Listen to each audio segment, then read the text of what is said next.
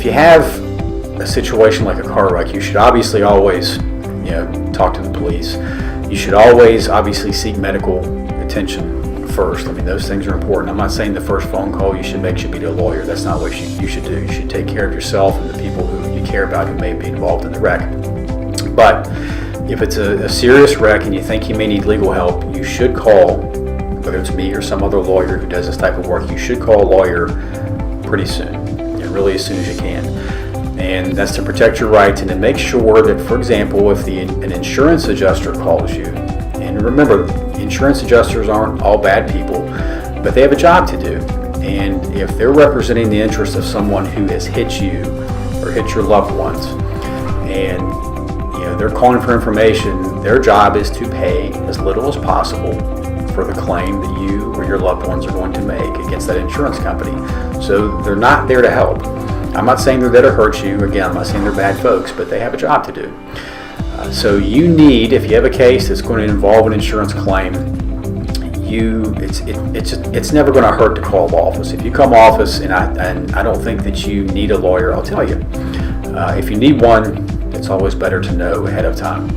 I can also say that I've seen some people make terrible mistakes by posting all about some event that later results in a legal case by posting about it on social media.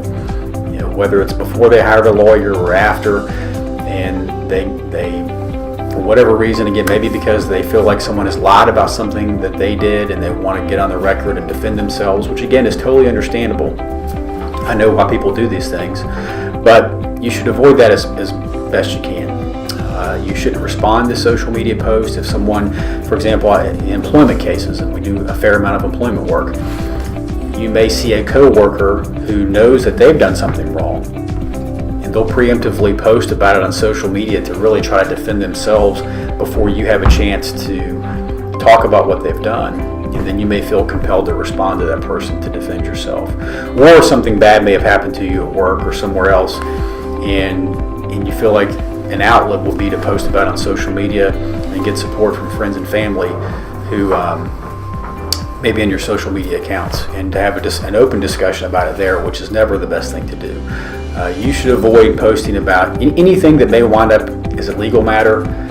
You should rarely, if ever, post about that on social media.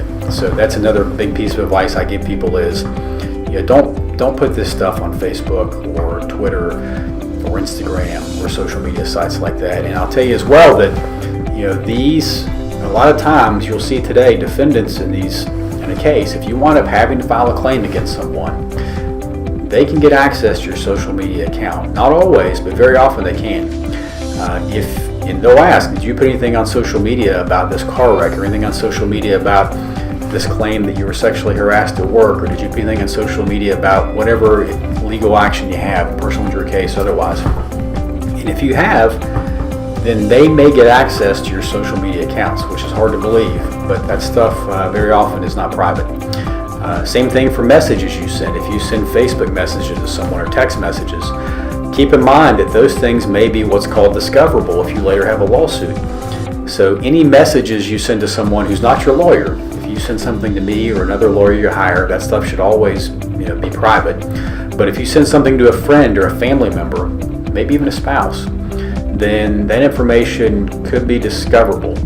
So be very careful what you talk about, who you talk about it with, and really, aside from talking to your lawyer, who you should always be open and with, and it's better for me to know as much ahead of time as possible. Other folks, I'm not saying you shouldn't talk to friends or family at all about what's happened to you, but just be careful. That's a huge piece of advice I give people, is that you just got to, I'm not saying it's wrong to talk about what happened to you, but usually the less you say, the better. It's a good rule to go by.